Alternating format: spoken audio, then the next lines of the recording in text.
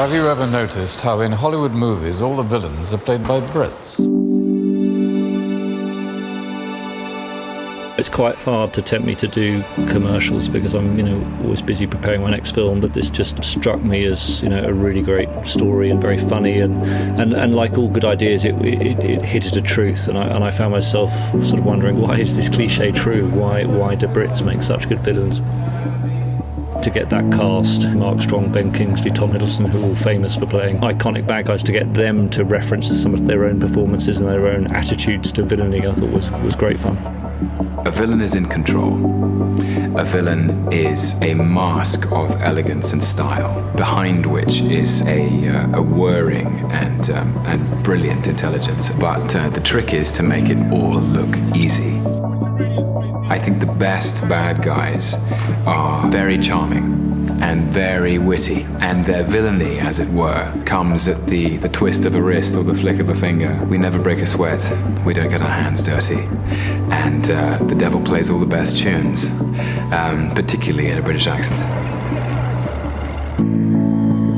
We're exotic and unusual. That fits the role of the bad guy very well. Also, I think we're unafraid of playing villains. I think we didn't grow up in a culture which reveres the hero necessarily. We have Richard III, we have Macbeth, who murders a king. The reason why I think villains are kind of important is a hero is only as good as its villain. You can't be a hero without a villain.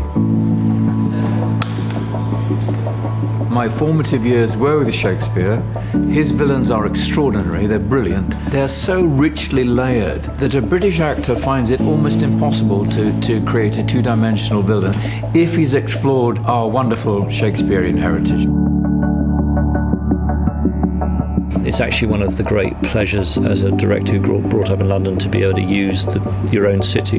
And actually it was quite fun to shoot in all these iconic locations. Pretty much all the action you see is done for real. The helicopter chasing the car is done for real, which kind of in a way gives you more latitude maybe to play on the humour at the same time.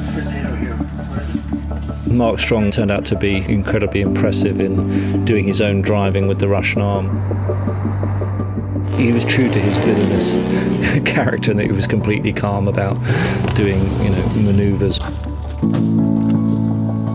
First thing I noticed about the car is the kind of roar of it.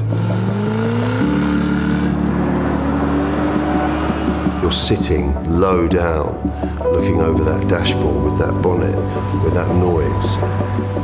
I mean, I can see why you might have thought that was a kind of villain of all cars. We recorded the score at Abbey Road, where we also did the King's Speech with the London Symphony Orchestra, who are one of the best bands in the world.